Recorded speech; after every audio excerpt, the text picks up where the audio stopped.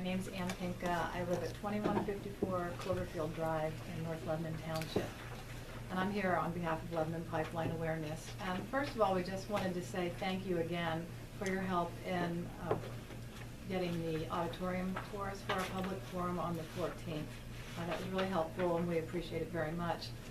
We are very sad to hear about the conflict that I guess all of you, I know I heard from two of you, Commissioner Phillips, I don't know if you were going to be at the conference as well that evening. We will probably tape it, so we'll have it on hand, but we did want to offer the invitation that if there are questions that you'd have that you could think of ahead of time, please let us know and we'll see if we can have our panelists answer those for you. And I'll also mention we did invite Williams and Sunoco to come and present their projects. Williams has declined. We haven't heard from Sunoco yet, but I would anticipate we probably get the same news from them. Otherwise, I was just really here to give you some updates because I don't know that you follow things as closely as we do. So just wanted to make you aware of some things.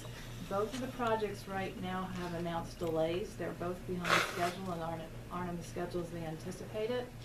Sunoco made the announcement mainly because they are lacking most of the necessary permits they need from the state, from Fish and Wildlife Services and Army Corps of Engineers. They also have a lot of legal actions against them.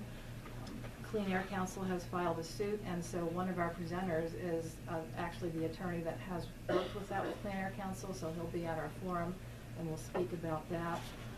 So there's lots of things going on there.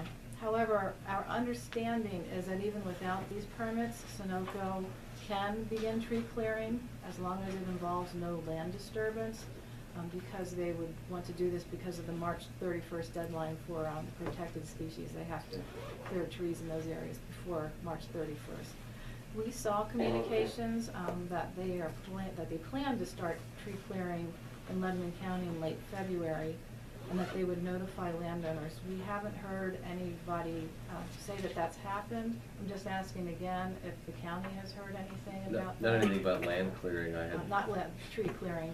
Right, I had received an email that they were simply going to be on the property, for surveying and things like that, which is, I think.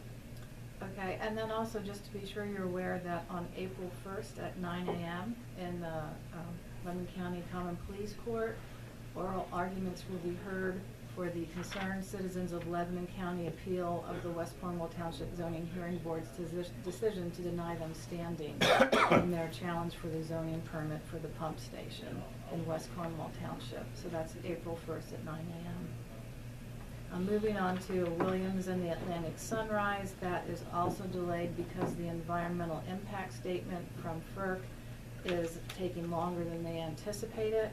They're thinking it may be out in March. Our forum's actually going to provide information on that process and explain a little bit more about how the EIS works. It will open up a whole new round of public comment on the environmental and economic issues, and there will probably be a public hearing scheduled in our area. We don't have that date yet. Other news for Williams, their merger with Energy Transfer Equity, lots of news that that's probably in trouble and may not happen just because of economic issues. Both of the companies are really, as most of everything involved in oil and gas is struggling right now. And finally, Williams has been in the news this week because of their controversial tree clearing in Susquehanna County for the Constitution Pipeline. There was a property they took by eminent domain. It was a maple syrup business, and they were taking out the maple trees. It's really controversial because when they got permission in court, of course, to come clear the trees, but they brought armed federal marshals with them to do it, despite no signs that there would be any kind of violence taking place. So it seemed a little bit of overkill for the issue. That's all I really had.